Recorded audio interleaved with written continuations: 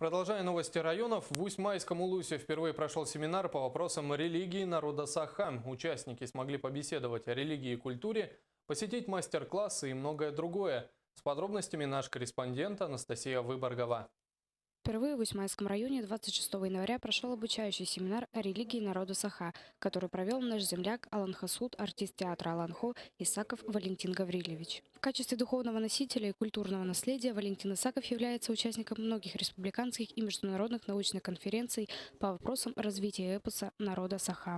В данном случае все, которые здесь присутствуют, они уже имеют свой опыт благословения на обрядовых мероприятиях, которые проводятся в своих деревнях, поселках.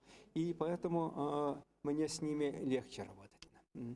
Это люди уже подготовленные в большинстве, но есть нюансы, которые бы они хотели узнать. В рамках семинара были проведены мастер-классы, беседы о религии и культуре народа Саха и обучение исполнению обрядов на национальном празднике Исах. Участники семинара были заинтересованы и задавали множество интересующих их вопросов. Я впервые участвую в таком семинаре, да, и это очень интересный семинар, тем более, что наш земляк Валентин Исаков вообще является таким артистом, он сам тоисуд, сказитель Аланхо тоже, и очень интересно рассказывает об обрядах якутов. И думаю, что в дальнейшем наши праздники еще пройдут краше, потому что уже работники культуры вооружены всем тем, как надо проводить, какие алгысы, все говорить.